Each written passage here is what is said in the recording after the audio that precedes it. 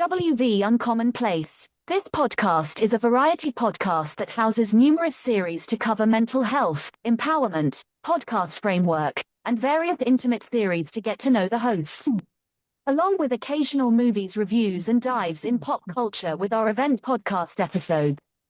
The Uncommon Place digs into bringing guests on that stories don't fit the mold and are very different. WV stands for the great state of West Virginia, and every quarter we cover something in West Virginia.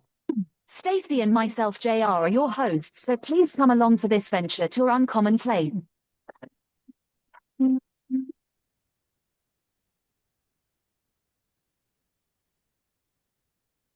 Greetings, everyone. I'm JR. I'm back. And like every episode that's come out, everybody's worried about my heart. The heart's fine. Everything's going good there. But let's talk about education. Now, one thing coming from the state that I come from, which I disrespect no state, I come from the great state of Virginia. And the education that I was given was a very I'll say quality education. Coming from suburbia Lynchburg, Virginia. No affiliation to Jerry Falwell or anything like that. So let's not do that, people. Please do not. No disrespect to him or respect to him. We'll just leave him alone. In learning, we get this education, and the thing that we're taught in school is you get an education, you go to college, or you go get a trade. Some kids have parents that push them in a direction that says, hey, go after your dream. Other parents or relatives or someone in their life tell them, hey, you've got to go get a job because you got to go pay bills. You're educated, you're smart, you need to go down this road. And then we have other people that think that, hey, I'll go to school, I'll learn, I'll decide what I want to do when I grow up. But not everybody's lucky to have that last position. A lot of people have to go to school, get an education, and then live life. Not everybody's allowed to pivot. And that could be social constraints or all kinds of things that society bring on people. But I have an amazing lady here with me today. Her name is Carol Titus.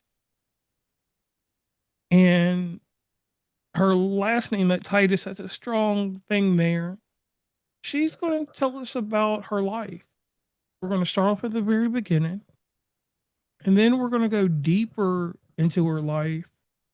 We're going to learn about her learning processes and how she decided one day that it was time for a change.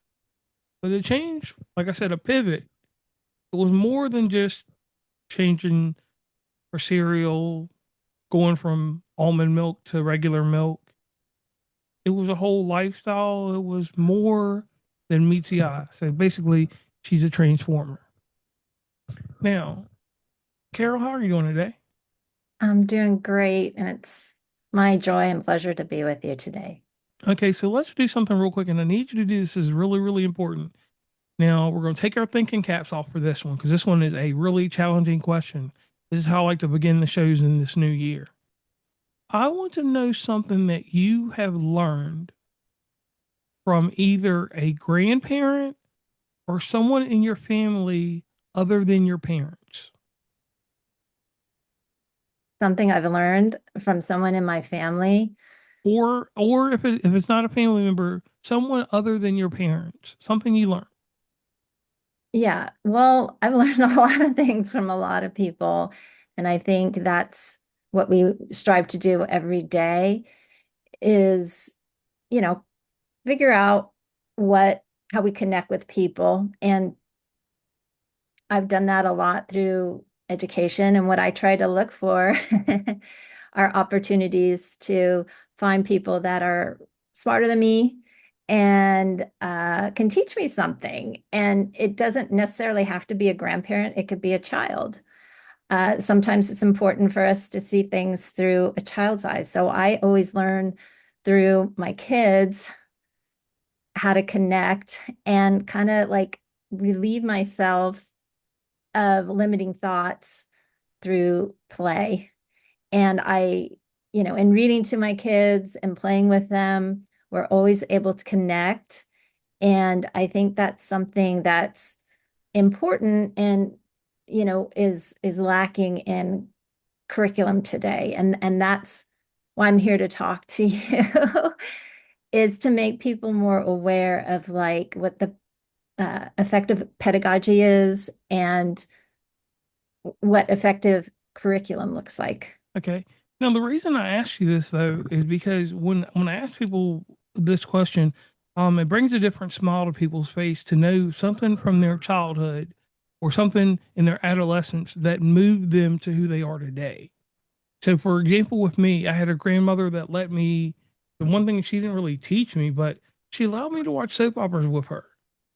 And I know this sounds really random, but the thing is that with this grandmother, right? So maybe it may come out a little different from you after I'm done. I watched the ABC version of soap opera. So it was called, and I'm going to do this real quick off for you audience. It was Port Charles was the first one at 12:30. All My Children, One Life to Live, then General Hospital. And I learned different things about the characters, and I learned different abilities. And I learned that if I ever skipped school or fake being sick, I was going to have to watch those soap operas again. So the lesson I learned there, and I still don't understand what kind of job my grandmother had in life that she could literally watch, from 2:30 to 4 o'clock. Maybe she didn't have a job. From 2:30 to 4 or 12:30 to 4 o'clock, she could watch soap operas, but she made it a point until the Soap Network came out and she could watch it that way to always watch soap operas. So the thing that I always know is that anytime I got sick and I went to her house, I was watching soap operas. The reason it's a smile is because even to this day, if I catch one of them, just see a little clip or something, I can name a character here and there. So it brings me joy of something that connects me to my grandmother. That's so sweet. I love hearing that. That's adorable. So my parents were older when they had me. Okay. So I actually got to meet, I think, one of my grandmothers once or twice. And she had been a school teacher before she got married and had my dad. And so I remember playing Scrabble with her. She loved to do that. And like in my family, we play a lot of games. And what I learned from that is all the problem solving. And that actually led me to go into apply those skills, which are like game theory skills of kind of anticipating opponents, looking for cues, tells, and finding patterns, counting cards, things like that. So that always was fun to me, whether it was a card game or Scrabble or Monopoly. We did play a lot of that collectively when we got together. I did, then that grandmother lived to like 102. So Whoa. she's doing something right. And I really did enjoy spending time with her. So yeah, and she made a banger coleslaw. Okay. Now, see, audience, right there, y'all see it. You see the difference in her smile now, and she even laughed about it because she reminisced, and it took her back to a point. And that right there, audience, I wanted y'all to know that she's not autonomous. She's a human. She's not an android or anything like that. Because sometimes in the interview, some people are so tight and wound up, they're robots. So thank you for doing that because I was completely off guard. Weren't prepared for it. And you see the way you smiled, right? You're still smiling from it. You're thinking about it. And I like that right there. That's human mind and human intuition all in one. Now, your life, you go through school, you get to a point, you have a career. You're working for a big company, Cisco, Visa. Come to a moment in life that you shift from corporate success into building something like Golden Poppy Inc. Why? Yeah, that's a great question. I still love STEM and I still feel like I'm at the forefront of STEM because, we're implementing AI. It's a different use case. So that it's with kids, but it's definitely more mission driven, right? Because who doesn't love to work with kids when they are blossoming? So that's really opened up another world for me and I love it. Okay. Okay. Yeah, so Now, another thing, you taught yourself code. Now, me myself, I have a computer info systems degree, and as a kid, um, I mean, I worked with everything. The first major code that I did later on wasn't Python. I forgot what it was, but Python was the code that I taught my son. So learning code is something that can make you feel intimidated. What was the learning curve like, and what separates people from those that stick with? Yeah, that's a great question. So I think kids often struggle with emotions they don't understand. And so it's really important to give them purpose for big tasks like that. And that purpose is, hey, do you have a goal to learn coding? And if so, how are you, what community do you want to serve with it? Do you want to serve other uh,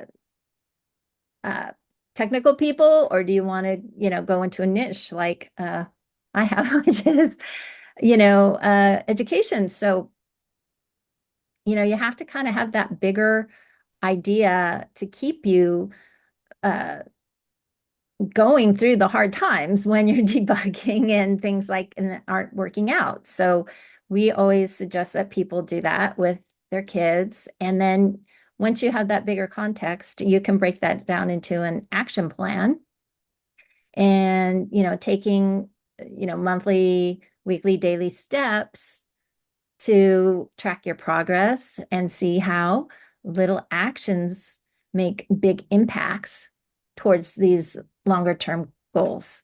So that's what I suggest. Okay. Yeah. And make sure you teach them that this is a syntax error, learn it, and then just find a way to make it fun Yeah. with Yeah, actionable exactly. steps. Yeah. Yeah. Actually, yeah, that's a great analogy of like how to do that with coding. We're a little more broad than that. Okay. Yeah, so we go into the the core next gen science standards to teach Mhm. kids. We do have, customizations like that, but I think just as far as like anybody having a driving purpose, that really helps. And, writing down those goals is really powerful. And it gets you to think about like how you are progressing through them and it keeps you going. Okay. Okay.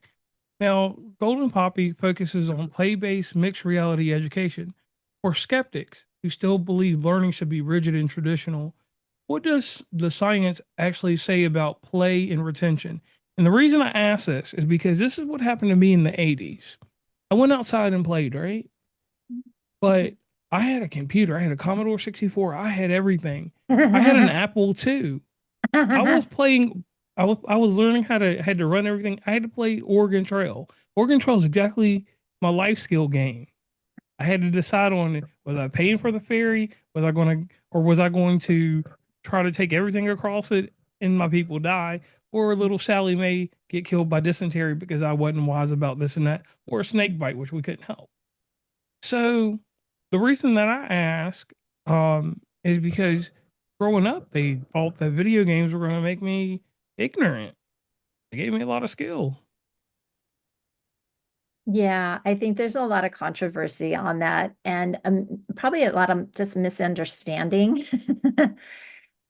So what the brain science tells us is that if you tie a positive emotional experience with logic, you actually make a deeper, longer lasting memory. And so that ups your retention.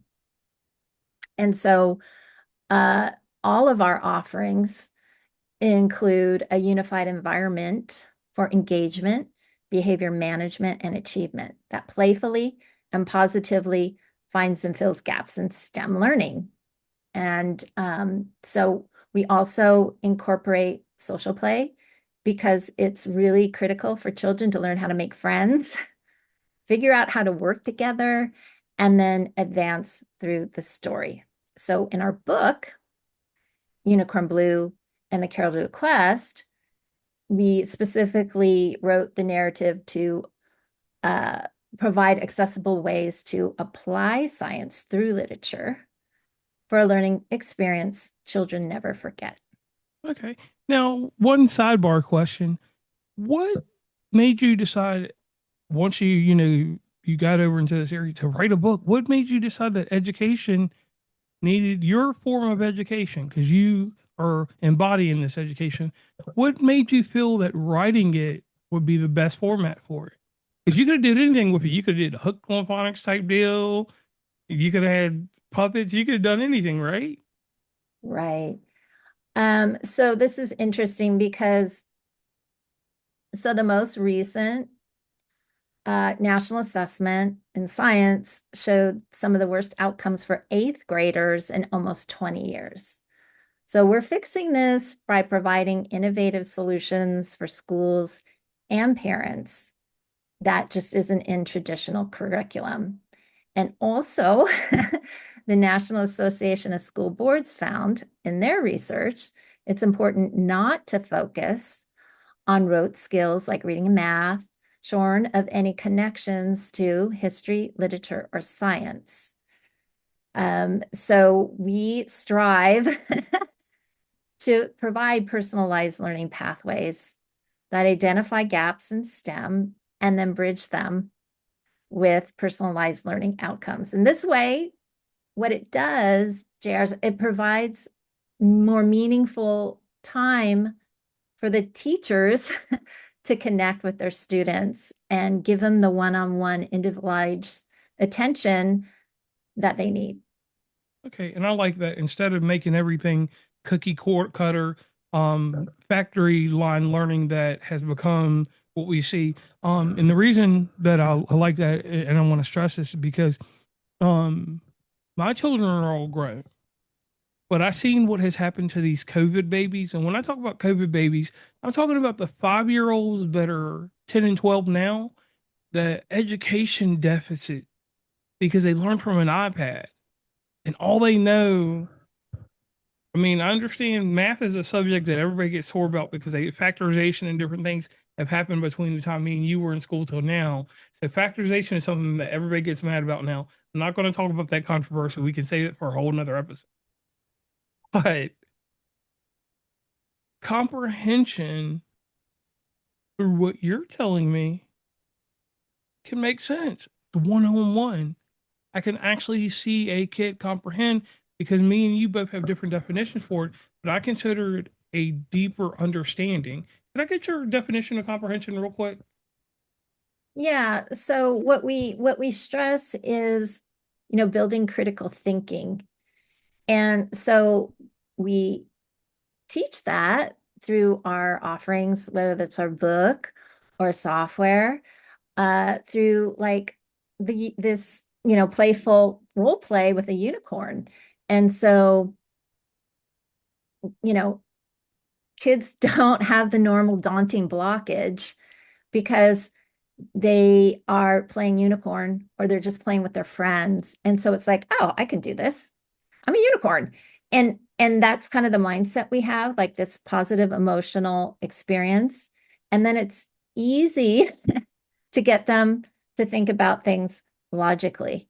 So yeah, so it's critical thinking. It's, where's Unicorn Blue on her path? How is she interpreting data that she's given along the way to complete her quest? And then what outcomes does she have available to her? So the critical thinking is the ability to objectively analyze information, form rational judgment, and then make informed decisions. And that's really, really what we're trying to in, envision for the future of our kids. Okay. So reasoning, inferring, and then completion. So And, that and applying it in a social setting. right. So that right there, you build a an easier compliance for them to not have to do all the. We learned. They taught us the hard way. Wow, I feel bad for me now. Like I'm thinking about this, like you understand, like me and you as a core. we were taught the scientific method. That's our critical thinking reasoning. That's the whole way we think about everything. I mean, you've reprogrammed. I'm going to have to reprogram because, like, I mean, really, like, just on a sidebar, I'm sorry that I'm over in this because you got me thinking too technical for this.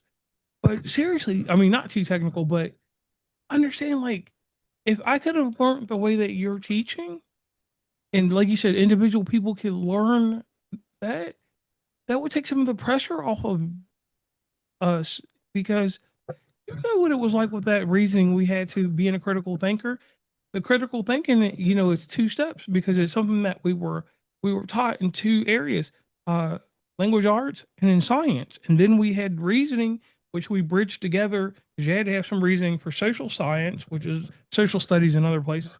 Mhm. Lord, wow, my life was hard. Well, now let's keep going forward. You're passionate about encouraging young women in STEM fields. Mhm. Why do you think the system is failing them, and what needs to change at home, in schools, and in media? And me and you had a private conversation about what I see in society Mhm. because I live in a geolocation that has all kinds of abnormalities in this great state of West Virginia, everybody. We have coal country, and I told you about certain other things that go on here. And I see a lot of people that are of different nationalities that come here and study, that do our geological work, that aren't American. And I'm not worried if they're American, Canadian, or whatever, but you don't see a lot of the U.S. working as a whole, male or female, in these fields here. Like a lot of Germans.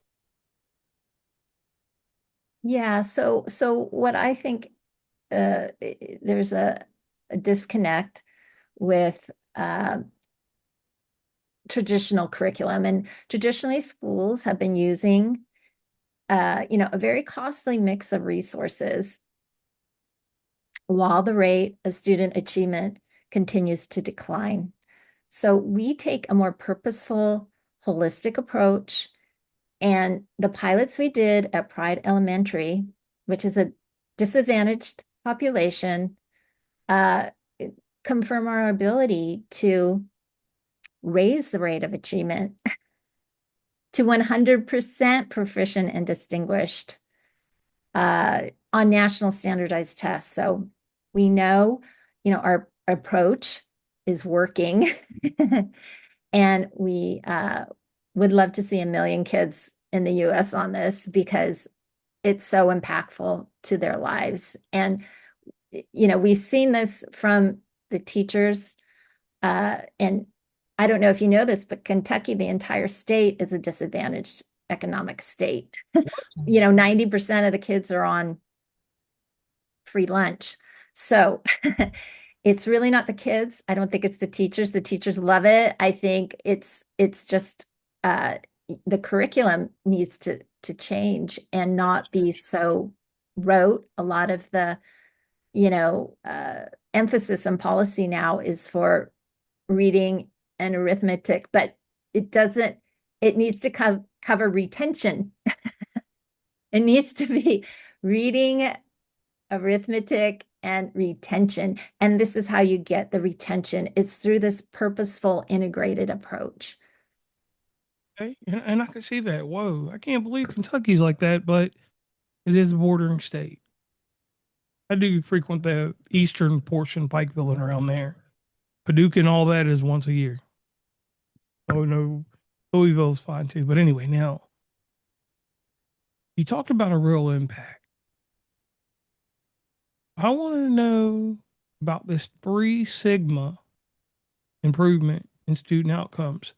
What does this look like in real terms for a child's confidence, their performance, and their long term trajectory? And the reason I'm asking you this is because when I was in school, they developed in Virginia, we had something called the Standards of Learning, and it became a prescribed way for teachers to teach every student linear.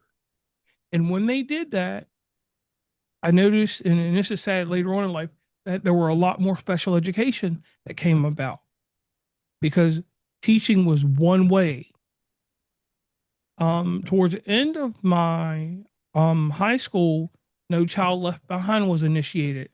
There were certain points that had to be taught. There was no room for deviation. It hardened us because we were told, we were not like military, but we were given structure that, hey, you learn it like this, you put it on a piece of paper, and you flush it out your mind because you got to learn the next thing. And that's what you're trying to keep us away from. Yeah, yeah. Well, clearly, it's been decades, and this isn't a COVID effect. This is just, an ongoing issue. And so, did you know that almost 90% of American teachers pull data from the internet and content because they are desperate to fill gaps in traditional curriculum? And we believe every student deserves to be confident and well prepared for the digital age. So what we found in our research is that just applying Unicorn Blue in the 4th grade and nothing else, kids get a persistent benefit. And so what that means is with early adoption, you get an early advantage because you can't really move the curve that's going down like this, but what you can do is shift it up. And so that's our whole approach. We get the kids before they've had these bad emotional experiences with curriculum, or it's not making a connection with them, right? A deeper connection however they like to learn. And we know that there's learners that like to learn with different media, whether they're audio or visual or kinetic. And so we provide that. So it's differentiated, and it's clearly working for the kids with their outcomes, and we're on the right path. Right. To And sensory getting this is something into that needs to be taken into consideration. I do believe sensory, like you just said, now me personally, my youngest was diagnosed with PPD and OS back then. He was considered autistic. And up until he's graduating this year, up until high school, they didn't know it was just a sensory issue. He's not even autistic, just a simple sensory issue that we worked on. And now he's in what they call regular classes, excelling. So thank you for that, because if someone had worked with him earlier on, which he still got a great education, but I spent parts of my life at the autism school in Virginia with him in the summer, thinking, and then at University of Marshall and out there in Lexington with him too, Kentucky, out there, the different things for autism. Come to find out, it was just a misdiagnosis. Mhm. And I mean, he lived with it from 1 to 15, basically. So thank Oh, you. wow. What a champion. I mean, what a hero. Like, he survived that. And that is amazing. And now he's stronger and better for it. So, and congratulations to you, Dad, because that doesn't just impact your son, it impacts your entire family, right? Because you want the best for your kids, and you want them to excel, and you want them to have a good experience, and you want them to love school. So, that is amazing. And I'm so glad to hear, like, you got the right advisory. And sometimes, unfortunately, it takes a bit of, hunt and peck, and what's the great uh, hacking, right? Yeah. And one other thing I would like to say, and I'll just leave this, and you could talk about this another day, maybe. I learned the hindrance of an IEP, what it what is nationally regulated for, why it's in place, and what those test scores count for and what they don't count for. And once I was able to find that out, I was like, I see why they just drop an IEP on every single thing now.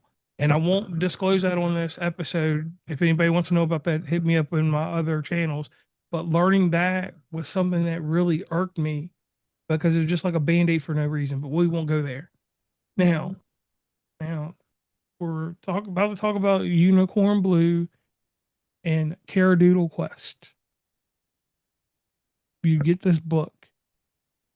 You're using storytelling to bridge a gap between creativity and technical learning. When you do something like this, how do you not get a mental block? Because you're using extra functions that normally when I write something, I'm going to be creative, but I don't have to worry about that. Even if it was something that I was writing educational, I wouldn't have to put a technical learning twist to it. I would just make it flow out and I'd be like, hey, you're going to just take it this way. I'm not going to put institution, which technical learning to me is institution, an institutional form into it. But at the same time, you're breaking conformity because you're not trying to be too technical. You're trying to spin it around to keep it back in the narrative of building the performance and the confidence inside these children. Mhm. So, how were you able to do this, and how do you sleep at night knowing that you've done this? You're so sweet. That comes a lot from you because I know you're a prolific writer, reader, producer. So thank you. Yeah, so basically what happened was after we released our first AR game and we tested it with local kids, tons of them came back and said, hey, where does Unicorn Blue come from? So they're already self-directing, JR, what they want to learn about this experience. And so we're like, I think they have something there. So that's kind of how, it started. And again, we knew that the research from the National Association of School Boards said it's really important not to focus on rote skills, shorn of any connections to the literature and history. So when we wrote Unicorn Blue and the Caradoodle Quest, we wrote it on purpose so it would deepen connections from history and literature into our next gen science curriculum. And we found it's a very purposeful approach to accelerate the outcomes. Okay, okay, I like that. Okay. Now, you're a CEO, mother of three, builder of a mission driven company. What does balance actually look like for you? And what have you had to let go to maintain it? That's a great question. So I strive to listen to my own characters in my head. Captain Blue Jay told Unicorn Blue, well, when he was counseling her, like teaching her how to fly, he said, hey, learning to fly is hard. And it's supposed to be hard because if it wasn't, everybody would do it. Okay. So life is supposed to be hard. And this is what builds character. And that's the lesson I took from that. And then I also listened to the Stoics that say Lady Luck is a wheel, right? And she turns. And the only way to get off the wheel is to build up your cunning. So your cunning can help you figure out ways to predict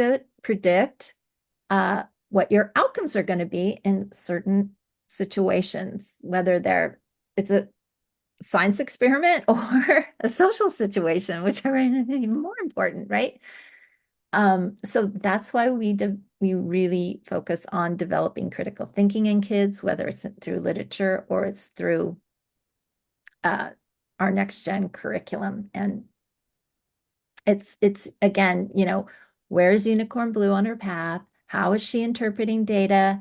And how is she calculating her outcomes?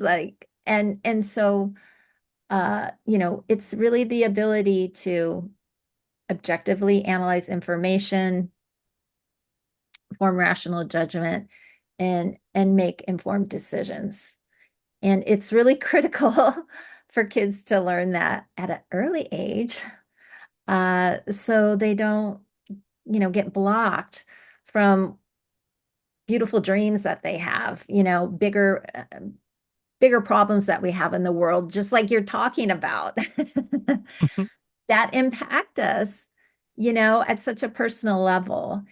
And, if we can use our logic like you have to address it instead of judge and freak out, it's quite the balance, right? And it's character building. And we do a lot of that behavior management inside of our offerings. Okay, so one thing I need you to do that's nostalgic to the show, we do this thing called a shameless plug. And with the shameless plug, people will know where to meet and greet you across the internet, and they can actually see up there where they can. But could you tell them where they can meet and greet you across the internet, become a part of your ecosystem, and then your ecosystem can give them a whole new evolution? Yeah. Thanks so much for that. So my shameless plug is, we provide purposeful curricula because we envision a world where children have critical thinking, digital literacy, and the social skills to interact effectively with anyone. And you can find all these amazing learning adventures at www.goldenpoppy.net. Okay, now here's another thing. With you helping people across the United States and anywhere that comes to you, how can we get you in front of the U.S. Senate? How do we get you in front of the Board of Education in West Virginia? How do we get you inside our schools? What do we need to do with you to get you everywhere and anywhere? How can we do that? I think just any conversations you're having like this is really important to get like people aware that we exist, particularly on the parent side. 81% of parents are really concerned with the declines, and that's led to a big surge in homeschooling. And the number one and two reasons people homeschool are the lack of purpose and personalization in traditional curriculum. So we would love to work with you to figure that out, that pathway. And we're totally open to working with you at a local level. Or if you have access to your senator or whatever, we would love to have conversations with them on how we can work together to get this into the classrooms where we can have the most impact. And of course, anybody can come on and download our consumer version, which is Adventures in Unitopia. And anybody can pick up our book, anybody can pick up our game. And so all these things are available again on our website. And what we've seen from the engagement is the kids love reading the book because they can discover how Unicorn Blue loves to fly up and down the majestic peaks and waterfalls of Yosemite Valley. And then they love to fly in 3D with their favorite unicorn in the wild world of Unitopia. And then they love to discover the little charms that the fairies have left for them in nature from our deluxe prize kit. So all of these are available for anybody. We definitely made it accessible. We just need people like you, wonderful people like you, to inform your audiences. It's available. And yeah, we love to see kids thrive while they're using our offerings. And it's a joy, to speak with you about it. And as a parent, I can, and as a, as a former student, you can see the changes in the directions of, the curriculum and the impacts it's had. And I'm so glad like you're passionate about getting this awareness out to your audience. You're welcome. Now, looking ahead into the future, technology, AI, mixed reality, reshaping education. What should parents and educators be prepared for right now? Because I noticed AI, for instance, augmented reality, virtual reality, whatever we want to call it. Well, two different things, but augmented reality. I noticed probably like 10 years ago, Samsung came out with something, and that's what started the heavy VR, Oculus, and all that other stuff. We got that. But one thing that I noticed in education, which was wild, was Minecraft.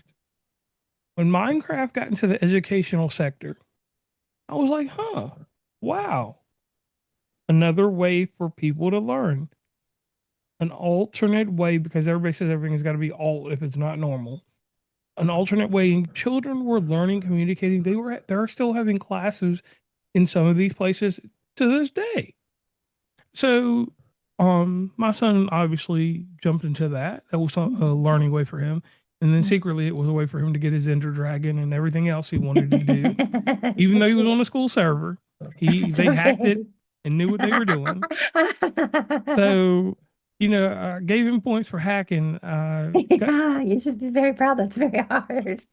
Right. He worked his way very good with all that stuff. And with the education you all are trying to provide, and I'm glad about that. Some children don't always get that option. They have to go to what is that school called? Why is it slipping my mind? Is it Monastery? Is that what it's Montessori. Yeah, they do a Montessori? lot Yeah. of hands. Yeah, that Yeah. If your child didn't go to a monastery, I didn't mean monastery. That's nuns. I'm sorry. that's Um, okay. so I if you're understood. if your kids don't go to that type of school, they don't get the specialized education or look at. So I like what you offer because that's what those schools. I'm not saying they offer that, but you would be in one of those schools if you decided to just take it private and not have it out anywhere in the world. You could have just set it in a school and just left it there. So thank you for not doing that. Now, looking ahead, what do you think that we need to prepare for? Do we need to really prepare for a teacher no longer being in the classroom? No, no, no, no, no. No, I mean, okay, so the the basic definition of artificial intelligence is like how machines learn to make recommendations or predictions, and it's no different than a human. If you want to have good output, you want to make sure you're bringing in good food, right? Or good content. So Mhm. if you're eating candy and that's, left on the street with the wrapper, it's not going to make you well. And so so all machine learning, artificial intelligence, whether it's uh generative, agentic, or evidence-based, rely on an underlying statistical model for their performance. So because it's a statistical model, it's really important that you have high quality data going in so you have good data coming out. And that's why we get great performance with our AI. It's all evidence-based, so there's nothing unverified or noisy happening like you get with other models that use data from the internet. So that's number one. Number two is all our recommendations are always checked by the teacher. Okay, And this is yeah. called man in the middle. And it's no different from any other important application. You want to make sure that human eyes are looking at it because there's data that's going on in that classroom and with those kids that our system just can't, we don't know. And so we always have them double check. So after like it's a 20-minute session, uh, you know, then we generate the reports and say, hey, this is where, the child needs to address a gap. And we prioritize it and based on like, okay, which kid is more in need right now currently than the rest, and so it's all color coded. So it's literally like a snapshot of a learning state, and then the teacher checks it. And this prevents a lot of issues that you would get with like AI that just corrects without the teacher looking at it, because how do you know that's actually the right path for that child? And what we've seen with other AIs is that it's actually they don't have the pedagogy right, JR, and it's sad because kids are like, even the best kids, it's designed to keep them on it forever. We're not like that. We celebrate the successes, the little successes that the kids make, and we make it fun. And then, but we don't like make it so over competitive or over overreaching that the child loses engagement. And that's what's happening. Some of like the best students are saying, I'd rather take a detention than spend any more time on this other stuff. So I'm like, this is why I say this is exactly why we get great performance. It's not just the tech, it's the pedagogy.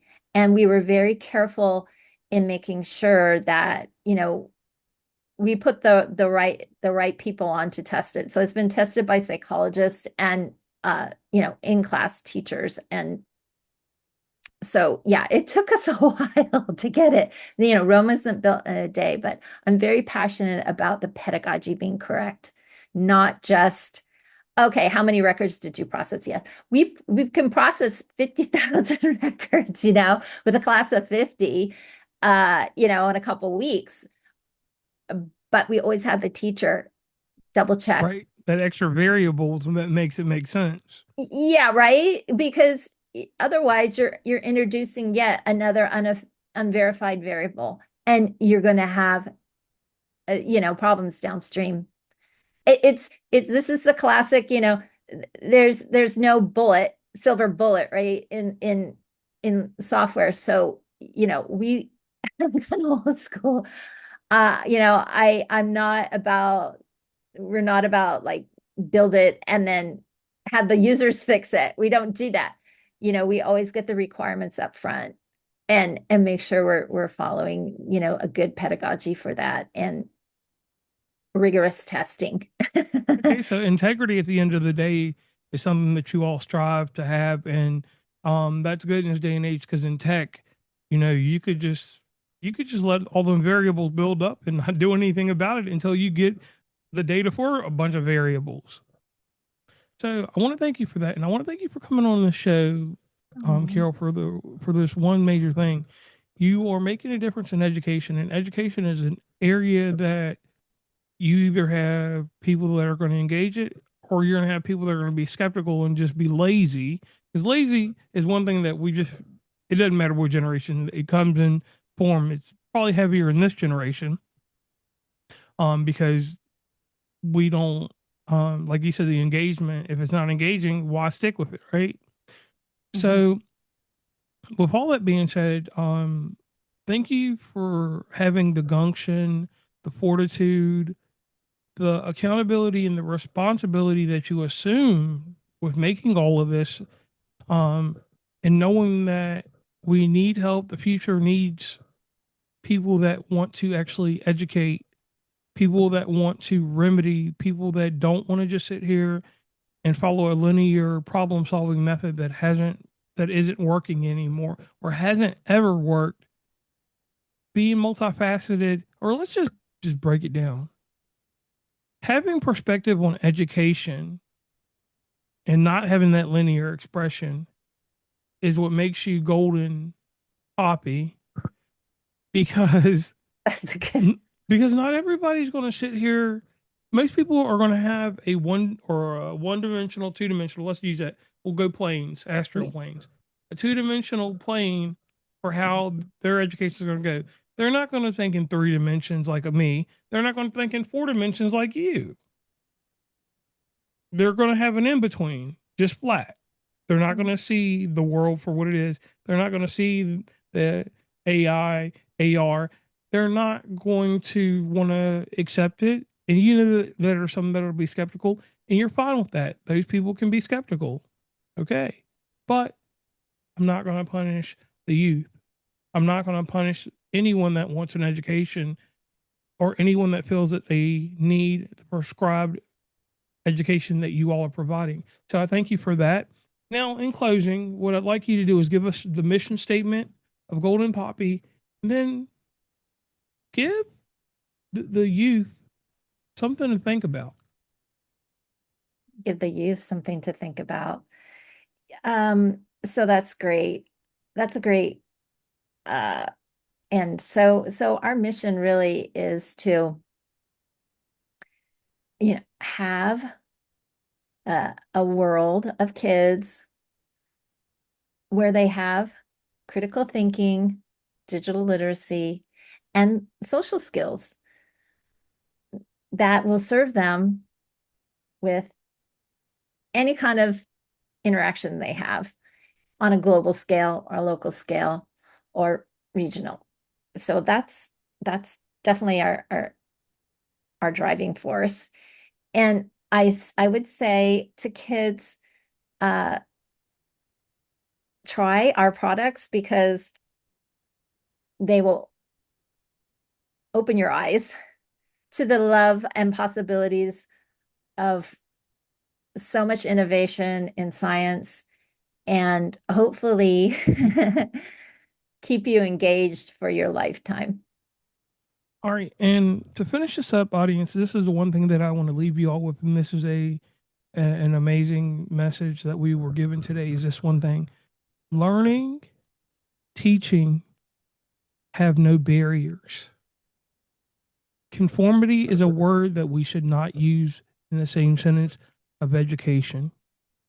Conformity can be in anything else you want to do in life. That's personal, whatever. But education is like water, it's formless. And let's keep it that way. So, on that note, she's Carol Titus, and I am J.R. Sparrow, and we're going to let the British lady take us out with her beautiful outro. And I hope that last bit I left you with was great. But there's one thing I forgot. I forgot this, audience. The amazing thing that happens in a podcast is we have an after podcast effect, that is the show notes. And inside the show notes, that what will be brilliantly provided is the ways to meet and greet Carol across the internet, and any other bit that comes from this that my artificial intelligence will pull from this episode. Yeah, I do use AI on certain things. I'm getting old. That's okay. I mean, I actually write the questions, people. They're not AI. So, and I mean, I do my own research still, or my virtual assistant does, and then we have to go back and forth. That's one secret of a podcaster, people. Not everybody does AI. It just would be crazy. So the after effect, though, is that people go and read. And when they read, the hypertext links that they click on, or the links, will take you any and everywhere you need to go. So if you only listen to half the episode, know that you can go to the end of the episode, click on it, and you can get involved with Golden Poppy, and you can let your children accelerate in learning. Their outcomes can be better than what they were prior. So let's let the British lady do what she does. Please follow WV Uncommonplace on Instagram, Tumblr, Twitter, TikTok, where we have some great content, Facebook, LinkedIn. Hit up the merch store at oncommonplace.square.site. Join the email list from the website, and rate, subscribe, and give feedback from your favorite podcatcher. And lastly, thanks for listening, and tune into the next episode.